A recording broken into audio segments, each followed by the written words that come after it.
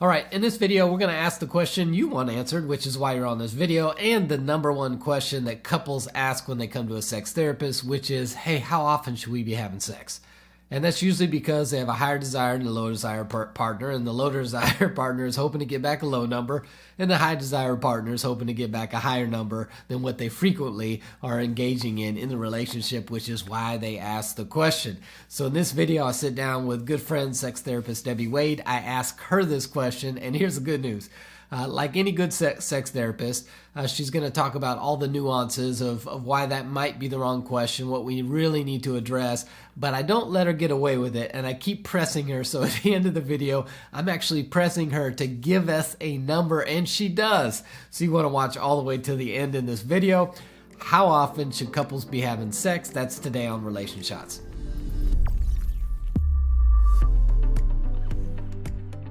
All right, welcome to Relation Shots. This is your first time. Welcome to the place to get practical relationship advice that actually works in your relationship. If you want a free guide to intimacy, you'll see a link in the description area below. As I mentioned before the break, I'm sitting down with sex therapist Debbie Wade today to ask the question, how often should couples be having sex? And I want to get right to that. But before I do, I want to let you know that we actually have a retreat coming up, and Debbie's joining me and my wife.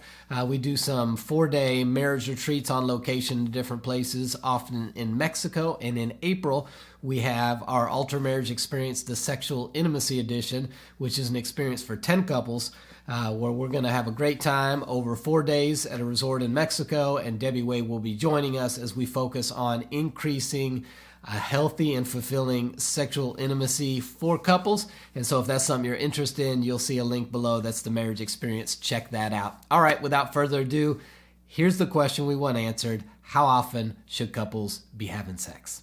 I think why that question is asked is because frequency is a big conflict for couples because of desire discrepancy, which I know we'll talk about that. Yeah. But almost all couples, there's a higher desire spouse and a lower desire spouse.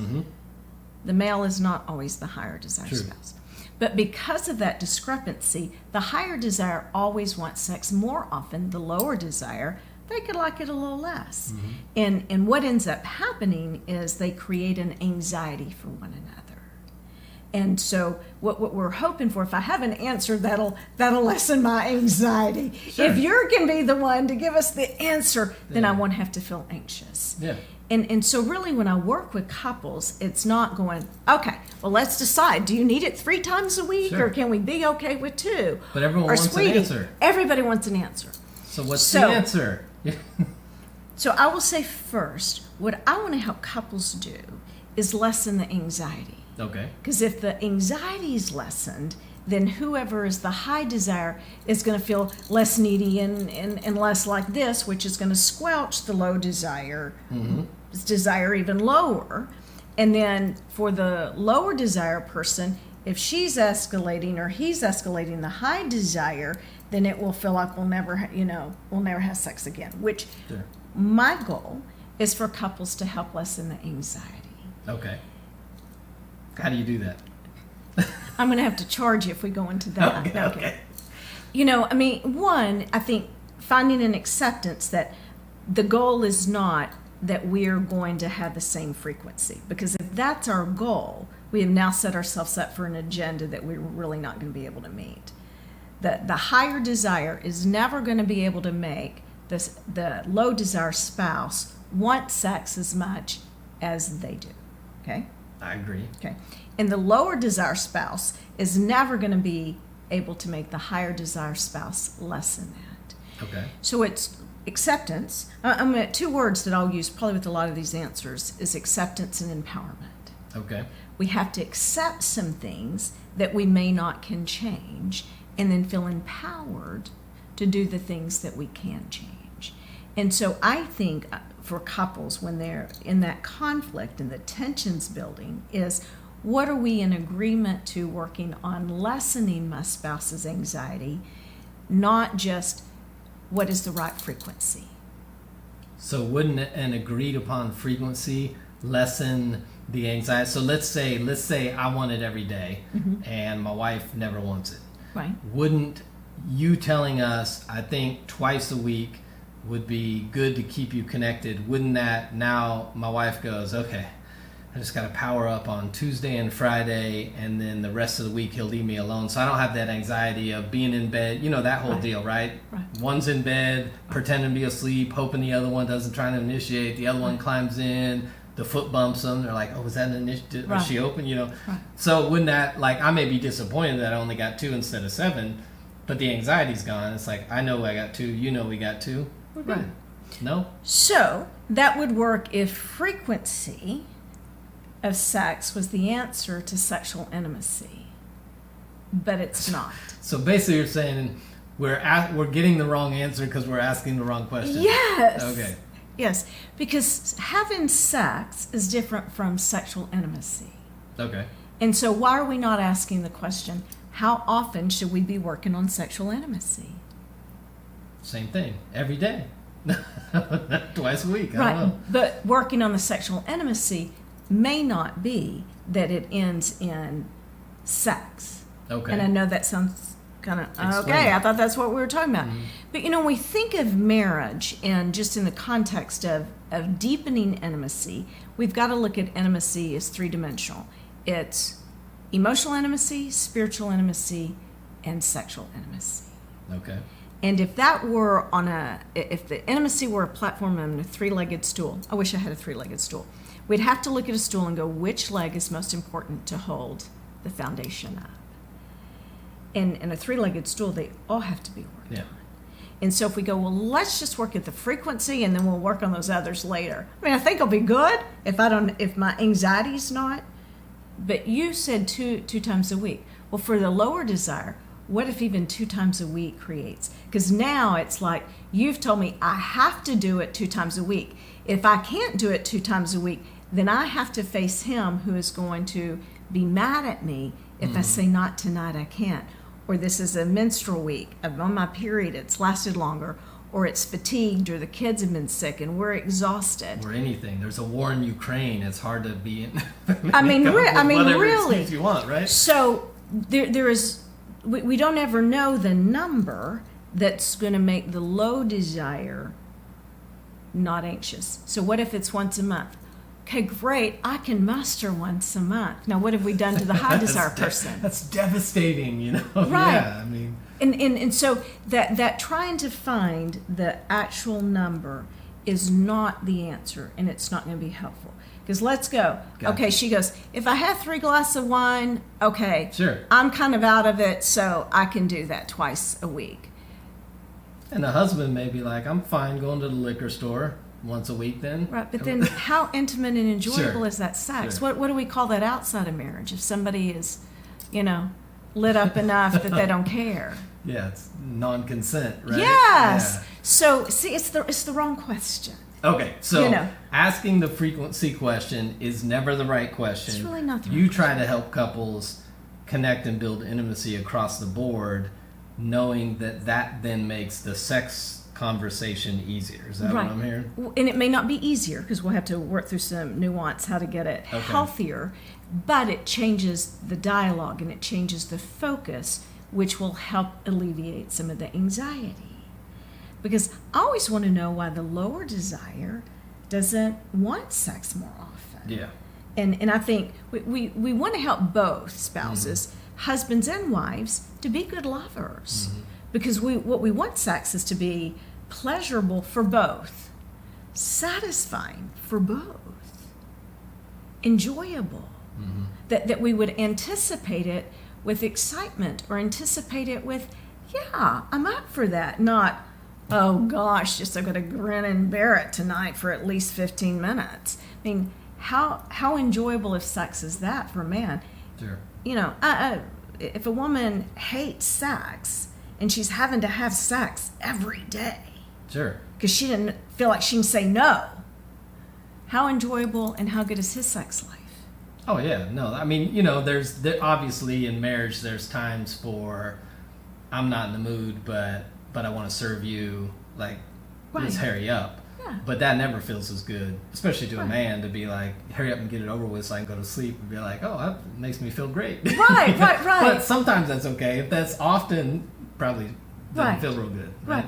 And I think that comes to, sometimes we are to minister to one another, Sure. Not just, I think the word serve serve and submission has kind of gotten a bad rap, because it's always almost used as a wife is supposed to serve her husband. Sure. We don't hear often. But the often, drive isn't always that, so sometimes it is the other way around. Right, it's sometimes the other way around, or if we go scripturally, even in 1 Corinthians, where that's the passage, his body belongs to his wife, and the wife's body belongs to the husband. But even in the Message translation of that, it talks about serving one another outside the bedroom as well as inside the bedroom. Gotcha. And that's what I want to help couples realize is there's going to be this flow of what we experience with one another outside the bedroom is going to flow with us inside the bedroom. Then hopefully what we do experience in the bedroom, if it's healthy and satisfying and pleasurable and enjoyable for both, then that's going to impact how we treat and what we experience with one another outside the bedroom, So your answer to the question of frequency is that's the wrong question. Let's deal with spiritual, emotional, sexual intimacy holistically, and that will help address it, right? Yes. That's usually your answer. Yes. But then I want to press you for a number. A number. So I want to press you for a number from your experience with the couples who generally, and I know obviously 20s versus 30s versus 60s, there's going to be some differences, but for couples where it tends to be they both are kind of saying, you know what, we feel good about our relationship. Right. Is there any kind of range, like everywhere from once every 2 weeks to 4 times a week, right. or right. Do you see any couples that are both like, oh, we do it once a quarter and it's great for us, that really works for us? Like, do you ever see that, or is it more like it's probably once a week to 3 times a week are couples who feel connected and happy in that way? Right. So let's rule out couples where there's unresolved trauma, okay? Sure. So this is not going to apply to those. Yeah. And we're going to rule out ones who are just coming out of affairs and or betrayal, okay? And rule out the couples who are both having sex twice a day from an unhealthy drive. That's the only way we know how to connect. That's the, right. I'm afraid they're going to leave me if I don't. So we're talking about generally emotionally healthy, pretty good relationship. And then one other couple we have to rule out is the ones that the higher desire spouse has been so needy they've squelched the desire of the low desire. Okay, so this is not going to apply to any of those couples we just left. Those need holistic counseling. They're going to need holistic. Yeah. They're probably going to need, I would say, help from a professional or something. She's pointing at me. She's the sex therapist, so somebody like you. Someone who really knows how to help, because the whole dialogue and the conflict has to change, and most couples can't change that on their own. But let's just say couples that's kind of where we want to know, we want it to be different than what we're experiencing. I'm going to go the closest thing that I can come to biblical is if God designed marriage to be reflective of intimacy with Him. Mm-hmm. And it is the most intimate institution that we really have on this side of heaven, other than with Him. And much of our sexual relationship, if we look at the design and everything, Scripture's supposed to be penetrative. We're supposed to be responsive. God wants that to make an impact in our life, and we be receiving of Him. Mm-hmm. Sounds a lot like intercourse. And when we hear the word yada that's used for intercourse, it is about being known, to know, fully receiving, a sensual knowing, an all-knowing. And so when God says with us, that's the kind of relationship I want with you, that He wants to truly know us. He wants us to know Him, not just know a whole lot about Him, but to truly know God and His character. And He's called us to set aside what? How many days of worship? Every day, right? Well, but scripturally, what are we supposed to set aside? One day. 1 day for rest. Okay. No, 1 day keep the Sabbath. Okay.